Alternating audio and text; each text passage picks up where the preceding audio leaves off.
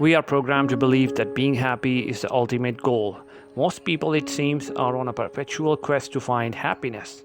It's a noble, albeit challenging pursuit, and mostly because our notion of happiness is akin to finding the Holy Grail. That once we discover it, we have essentially discovered the meaning of life. In order to achieve the ultimate meaning of happiness in our lives, most of us spend our lifetime in pursuit of this goal, and center of our attention is primarily focused in finding happiness. 20th century philosopher Alan Watts regarded the human pursuit of happiness a drag and a waste of time, as he argues that we become less happy when we try to be happy.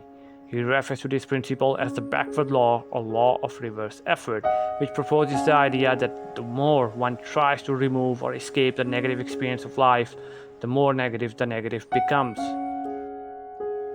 Rather, the more one faces it willingly and intentionally, the stronger and more equipped they become, and the more meaningful and positive the pain and hardship can become.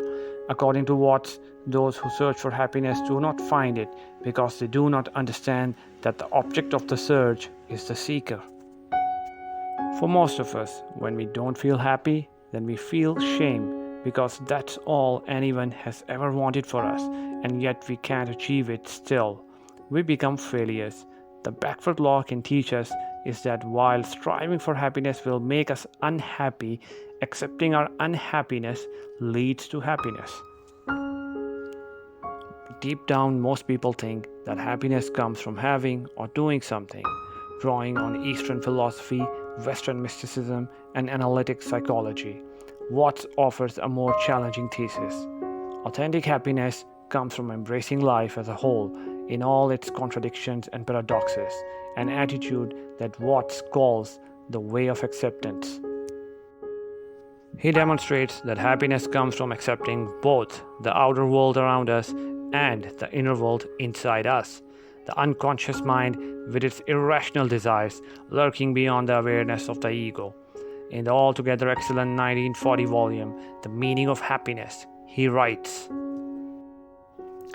"Those who search for happiness never find it. This is especially true of that complete kind of happiness which does not depend on external events, which belongs to the very nature of the individual and remains unaffected by suffering. It persists through both joy and sorrow, being a spiritual undertone which results from the positive and wholehearted acceptance of life in all its aspects." Therefore, when it is said that those who search for happiness never find it, perhaps the truth is that there is no need to search for it. Like our own eyes, it may be going along with us all the time. Only when we turn around to try to see it, we make fools of ourselves. Do subscribe and hit the like button if you like this video. And don't forget to share your favorite quote from Alan Watts in the comment section.